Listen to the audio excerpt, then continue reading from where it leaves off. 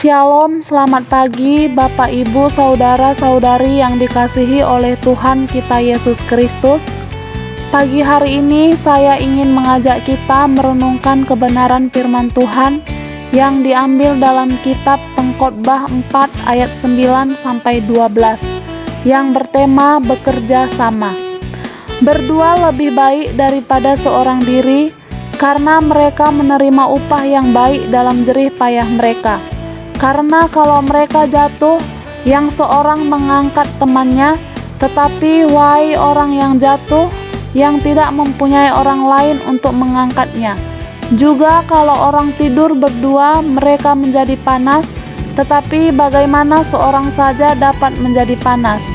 Dan bila mana seorang dapat dialahkan, dua orang akan dapat bertahan. Tali 3 lembar tak mudah diputuskan. Amin. Renungan pada pagi hari ini kita dapat belajar bahwa bekerja sama itu sangat penting dan saling menolong satu dengan yang lain, atau bisa dikatakan unity di dalam Tuhan Yesus Kristus. Dalam banyak kesempatan, menjadi pemenang tidak selalu berarti hanya satu orang yang berhak disebut pemenang. Seperti halnya olahraga beregu. Banyak pertandingan mengharuskan kita untuk bekerja sama dengan anggota tim supaya dapat meraih kemenangan. Demikian pula halnya di dalam berumah tangga. Tuhan bahkan mengatakan kita adalah satu daging dengan pasangan kita. Jadi tidak mungkin sebuah rumah tangga mencapai garis finish sendirian sementara pasangan ditinggalkan, bukan? Sesungguhnya di dalam kehidupan ini, kita tidak dapat melepaskan diri dari orang-orang di sekitar kita. Kita membutuhkan komunitas yang bisa mendukung, menguatkan, mengingatkan, dan bertumbuh bersama agar bisa menjalani hidup yang maksimal. Bagaikan anggota yang saling membutuhkan. Tubuh tidak akan berfungsi dengan baik apabila anggotanya tidak bekerja sama dengan baik. 1 Korintus 12 ayat 20-22 mengatakan bahwa memang ada banyak anggota tetapi hanya satu tubuh.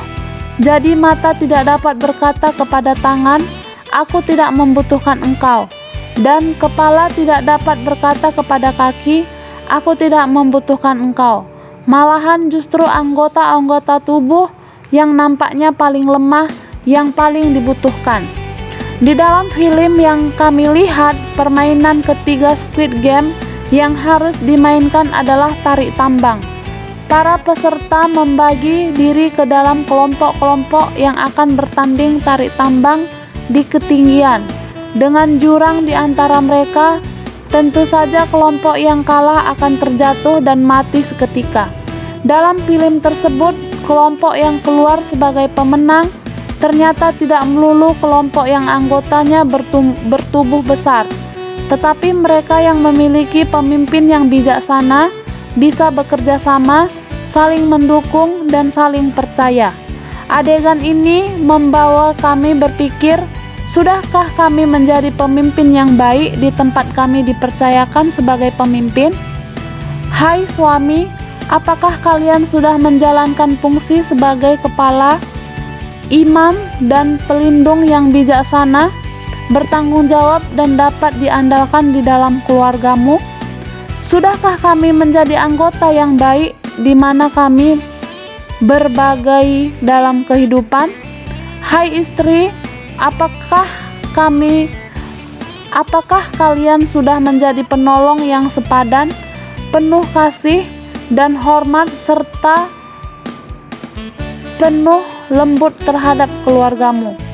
Sudahkah kami menjadi pelayan yang baik di mana kami dipercaya untuk melayani? Hai kita yang melayani, apakah kita melayani dengan motivasi yang murni dan sukacita untuk melayani Tuhan? Ataukah kita masih melakukannya untuk sekedar mengisi waktu luang dan selalu ingin menjadi yang utama?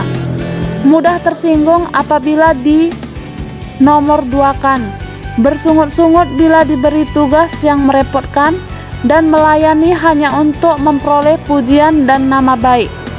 Demikian juga dengan posisi dan peran lainnya yang kita jalankan di dalam kehidupan ini.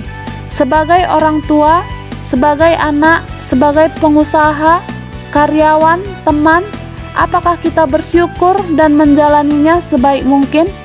Apakah kita adalah anggota tim yang akan mendukung tim kita mencapai kemenangan? Ataukah sebaliknya, kita menjadi beban dan penghalang bagi tim di mana kita ditempatkan? Karena kemenangan bukan milik kita seorang, tetapi memiliki semua anak-anak Tuhan yang mengasihi Dia. Dan seringkali Dia mau kita semua bekerja sama dengan mengerjakan bagian kita untuk mewujudkannya. Galatia 6 ayat 2, bertolong-tolonglah menanggung bebanmu, demikianlah kamu memenuhinya hukum Kristus. Tuhan Yesus memberkati.